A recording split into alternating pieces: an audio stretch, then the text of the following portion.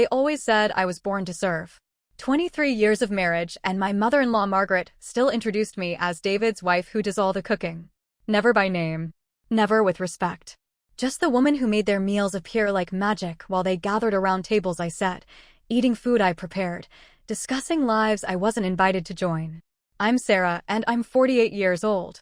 2 months ago, I had gallbladder surgery, a procedure that left me with restrictions against heavy lifting, prolonged standing, and the kind of physical strain that comes with preparing elaborate holiday meals for 15 people.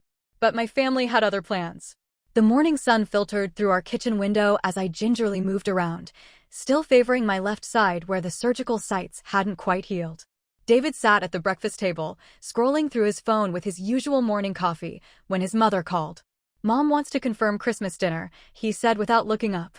"Same as always, your famous prime rib, the sweet potato casserole everyone loves, and that chocolate trifle.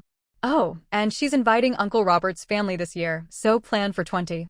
I set down my tea carefully, each movement deliberate to avoid the sharp pull across my abdomen. "David, I can't handle a dinner for 20 people. The doctor said." "The doctor said you're healing fine," he interrupted, finally glancing up. "It's been 2 months, Sarah. Mom's been cooking holiday meals for 40 years, and she never complained once." That familiar knot formed in my stomach. The one that had been growing tighter with each passing year, each dismissed concern, each time my voice got smaller while their expectations grew louder. My phone buzzed. A text from my sister-in-law Jessica. "Hope you're planning something special this year. Last Christmas was pretty disappointing. Mom said the turkey was dry." I stared at that message, remembering last Christmas when I'd cooked with a migraine so severe I could barely see straight. The turkey that was supposedly dry had taken me 14 hours to prepare while fighting nausea and dizziness. Not one person had asked how I was feeling or offered to help. And if you've ever felt like the invisible workhorse in your own family, if you know what it's like to be valued only for what you can produce while your health and happiness get pushed aside, then you'll understand exactly why what happened next changed everything. But before I tell you how I turned their dismissal into the most talked about Christmas in our family's history, hit that subscribe button, because trust me, you're going to want to see how a woman who was tired of being taken for granted finally served up some long overdue justice. The next morning, Margaret called while I was carefully folding laundry, moving slowly to protect my still tender incision sites. "Sarah, dear," her voice dripped with false sweetness, "I've been thinking about Christmas dinner. This year, let's make it really special. Prime rib, of course, but also that honey-glazed ham you did so beautifully 2 years ago. And sides, I'm thinking your cornbread stuffing, green bean casserole, roasted vegetables, and those little dinner rolls everyone raves about." I sat down carefully on the edge of the bed. "Margaret, I'm still recovering from surgery. My doctor specifically said." "Oh, nonsense. Surgery recovery is mostly mental. Mind over matter. When I had my knee replacement, I was back to normal activities within weeks. You young people today are so dramatic about every little thing. It wasn't a little thing. I had my gallbladder removed, and there were complications. Sarah," her voice turned sharp, "Christmas is about family. It's about tradition. Your job is to make sure this family has the Christmas they deserve. I'm sure you can manage." She hung up before I could respond. I sat in the quiet bedroom, holding the phone, and something crystallized in my mind. For 23 years, I had bent myself into impossible shapes to meet their expectations.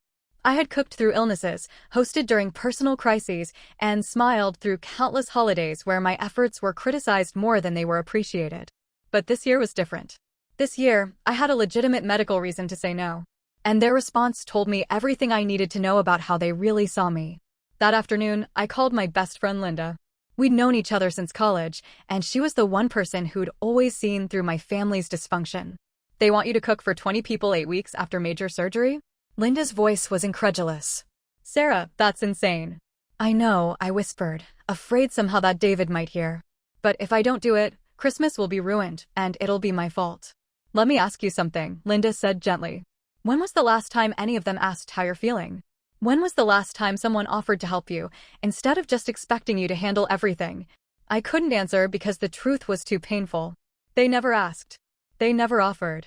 They simply expected, year after year, that I would appear with perfectly prepared meals, beautifully set tables, and a grateful smile. "What if," Linda continued, "instead of saying no, you said yes, but on your terms?" "What do you mean?" "I mean, what if you gave them exactly what they asked for, just not the way they expected it?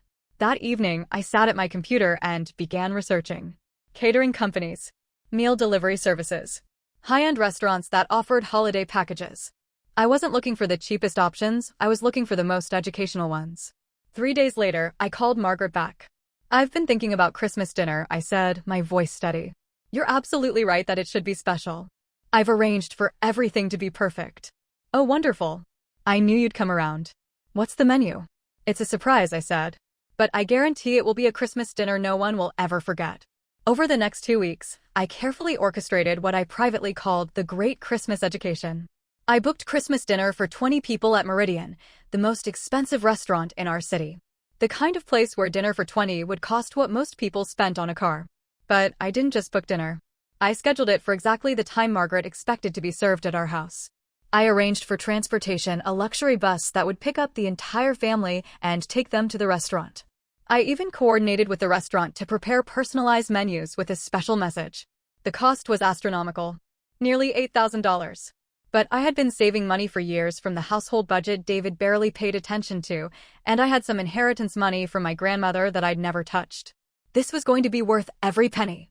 On Christmas morning, I woke up feeling lighter than I had in months. No alarm clock set for 4 a.m. to start cooking. No mental checklist of 17 different dishes to coordinate. No stress about timing everything perfectly while managing my post-surgical limitations. Instead, I made myself a cup of coffee and sat in our quiet kitchen, watching the snow fall outside. David wandered in around 9 a.m., looking confused. "Shouldn't you be cooking by now? Everyone's coming at 2. "Everything's handled," I said calmly. "Christmas dinner will be exactly what your mother asked for, special and unforgettable." "What does that mean?" "You'll see." At 1:30, the luxury bus arrived. I watched from the window as our family members emerged from their cars, dressed in their Christmas best, looking confused at the large vehicle sitting in our driveway. I walked outside, moving carefully but confidently. "What's this?" Margaret demanded, her voice sharp with suspicion. "Your Christmas surprise," I said. "Everyone, please get on the bus. We're going somewhere very special for dinner." "But we always eat here," Jessica protested. "Where are we going?" "To get exactly the kind of Christmas dinner you deserve," I replied. During the 20-minute bus ride, the family chattered nervously. Some were excited about the mystery. Others, particularly Margaret, seemed uneasy about the change in tradition. When we pulled up to Meridian, one of the most exclusive restaurants in the city, the chatter stopped entirely. "Sarah," Margaret's voice was tight, "what is this place?" "This is where we're having Christmas dinner," I announced as the bus doors opened. "Everyone out." The hostess greeted us warmly and led us to a private dining room that had been beautifully decorated for Christmas. The table was set with fine china, crystal glasses, and elaborate floral arrangements. It was undeniably stunning. But as the family settled into their seats and opened their menus, the atmosphere began to change. "These prices," David whispered, his face pale. I had made sure each family member received a personalized menu with a special message printed at the top.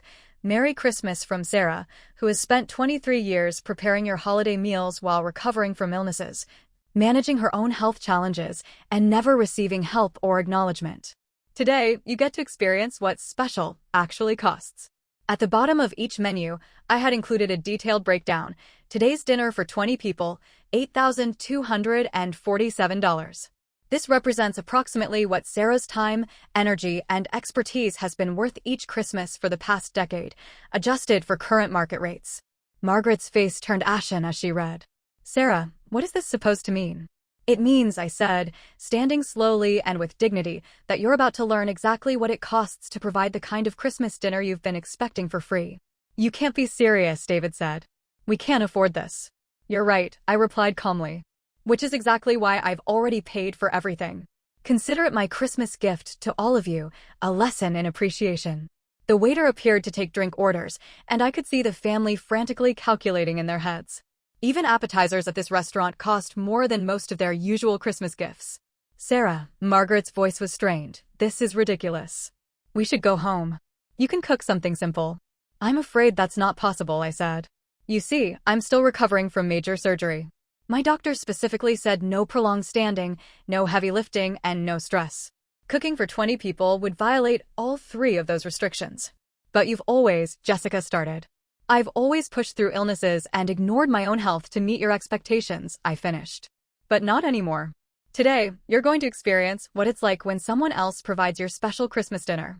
And you're going to understand exactly what that service is worth. The dinner that followed was exquisite.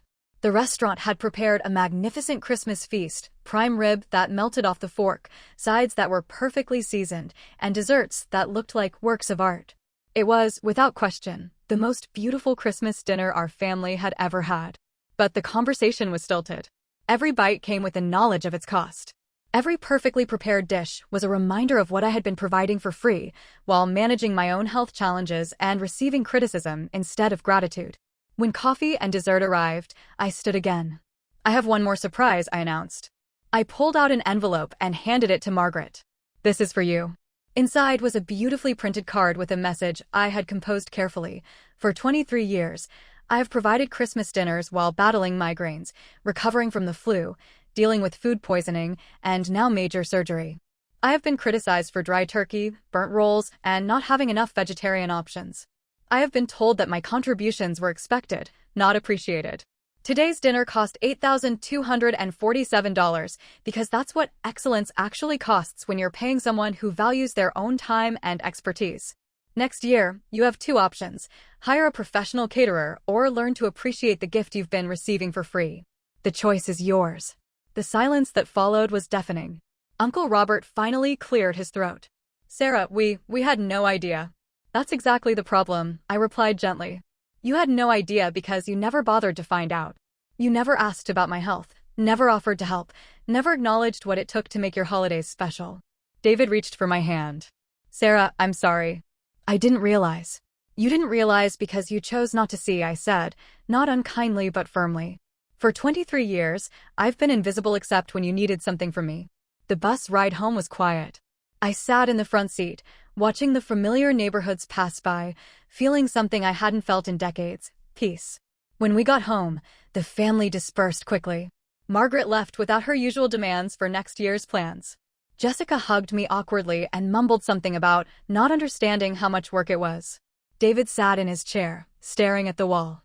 That evening, as I sat in my kitchen with a cup of tea, my phone began buzzing with messages. "Linda, how did it go?" I smiled as I typed back, "Perfect. Absolutely perfect." Over the next few days, the family's reaction was mixed. Some were angry about the expense and what they saw as public humiliation. Others seemed genuinely shocked by the reality of what I had been providing for free. But the most important change was in how they began to treat me. Margaret called 2 days after Christmas. Her voice was different, smaller, less commanding. "Sarah, I owe you an apology.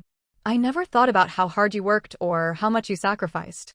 I took it for granted because that's how my mother-in-law treated me, and I thought that's just how it was supposed to be." It wasn't a perfect apology, but it was a beginning. David and I started going to counseling. It took months of difficult conversations for him to understand how invisible I had felt in our marriage. How his family's dismissal of my health concerns and contributions had been slowly eroding my sense of self-worth. But the most surprising change came from within myself. For the first time in decades, I had stood up for my own value. I had refused to sacrifice my health for their convenience. I had forced them to see me as a person with worth, not just a provider of services. 6 months later, when my birthday approached, David asked what I wanted to do. "Let's go out," I said. "Somewhere nice. Somewhere we've never been." He took me to a small French restaurant where we talked for hours. Really talked, maybe for the first time in years. "I've been thinking about Christmas," he said as we shared dessert. "What if we started a new tradition? What if we made it potluck style, with everyone contributing something?" I smiled. "I think that sounds perfect." When Christmas came around again, our dinner looked very different. Margaret brought her famous apple pie. Jessica made a green salad. Uncle Robert contributed wine. David handled the prime rib, with detailed instructions from me. I made one dish, my grandmother's stuffing recipe, and I made it without pain, without stress, and without the weight of everyone's expectations on my shoulders. As we sat around the table, passing dishes and sharing stories, I realized something profound had changed. I was no longer the invisible woman who made their meals appear. I was Sarah, a person with a voice, with value, and with the power to choose how I wanted to be treated. The most expensive Christmas dinner in our family's history had taught us all something invaluable: that appreciation isn't just about saying thank you. It's about truly seeing the person who serves you, understanding the cost of their sacrifice, and choosing to value their well-being as much as your own comfort. Margaret raised her glass for a toast. To Sarah, she said, her voice steady and sincere, who taught us all the difference between taking someone for granted and truly appreciating them. I raised my glass in return, feeling lighter than I had in years. Sometimes the most powerful lesson you can teach is the value of your own worth. And sometimes, the most expensive gift you can give someone is the truth about what their love has actually cost you. These days, I cook when I want to, not because I have to. I say no when my health requires it, without guilt or explanation. And I've discovered something wonderful. When people truly appreciate you, they want to take care of you, not just consume what you provide. The kitchen that once felt like a prison now feels like a place of choice. And that, more than any perfectly prepared meal, feels like the most delicious victory of all. What do you think about Sarah's Christmas lesson? Have you ever felt invisible in your own family? Share your thoughts in the comments below, and don't forget to subscribe for more stories about finding your voice and claiming your worth. Sometimes the most powerful revenge is simply teaching people what they're about to lose.